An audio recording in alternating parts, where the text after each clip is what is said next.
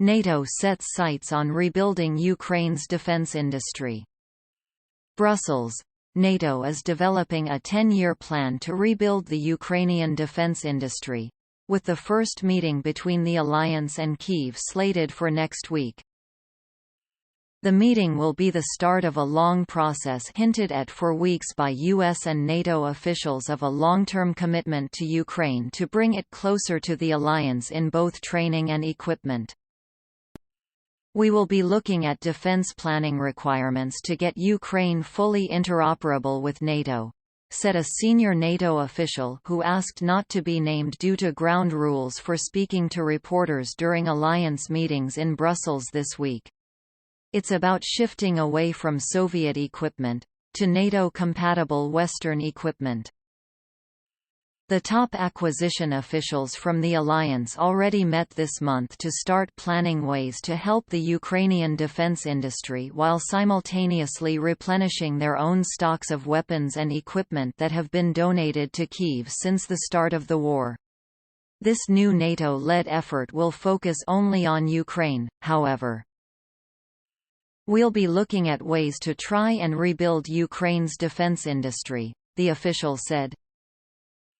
The wider effort of looking beyond the day-to-day battlefield needs of the Ukrainian military will require years of attention from partners stretching from Warsaw to Ottawa, an effort that could eventually transform Ukraine into a NATO country by default, even if it is not a member of the alliance.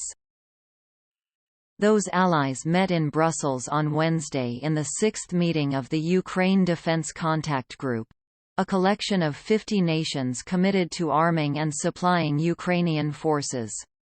The Russian missile strikes on civilian targets over the past several days that have killed dozens of civilians have led to a rethinking of that aid, pushing air defense to the top of the Ukrainian wish list. We will do as much as we can for as long as we can, and we will do as much as it takes for as long as it takes, to help Ukraine push Russian troops out of their country, U.S. Joint Chiefs of Staff Chair General Mark Milley said after the meeting.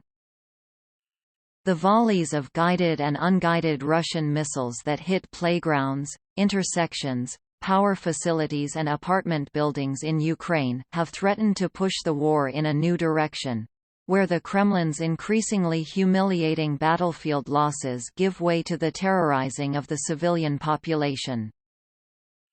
Leaders have repeatedly broached the issue of whether to declare Russia a sponsor of terrorism, as Ukrainian troops continue to uncover mass graves in newly liberated areas and missiles continue to kill civilians. Estonian Defence Minister Hanno Pevkur told Politico on the sideline of the meetings that his parliament would vote on the issue in the coming days. "I don't see any obstacles to making the declaration," he said, "because when we just take the facts, then by international law how do you describe the terrorist actions that are ongoing at the moment in Ukraine?" In his remarks, Milley didn't accuse Russia of terrorism but said that indiscriminate and deliberate attacks on civilian targets is a war crime. President Joe Biden has also long called for international bodies to investigate alleged Russian war crimes in Ukraine. While NATO lays plans to bolster Kyiv's ability to arm itself against Russia, the months of missile attacks across Ukraine have emptied out Moscow's supply of modern weapons.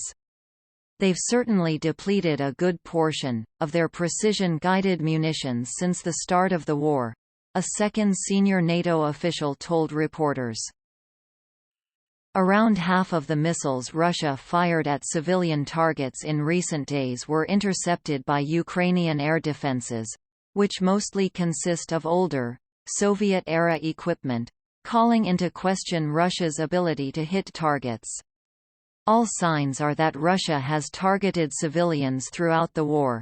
It likely will continue, the official said.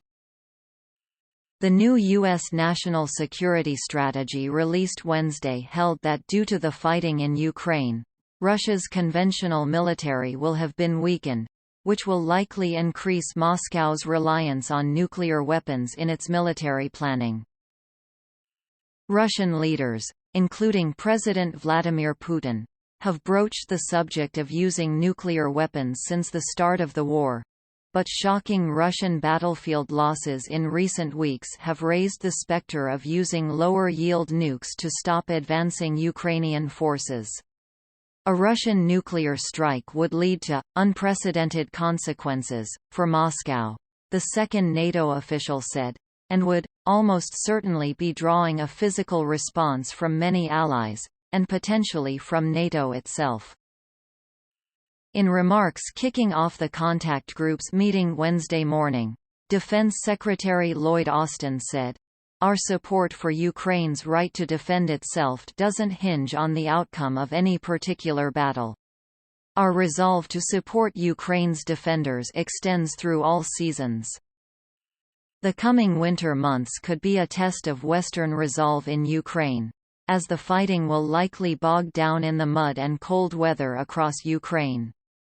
But Austin pledged not to lose focus, adding, "We are increasingly posturing ourselves to support Ukraine's defense needs for the challenging months and years ahead."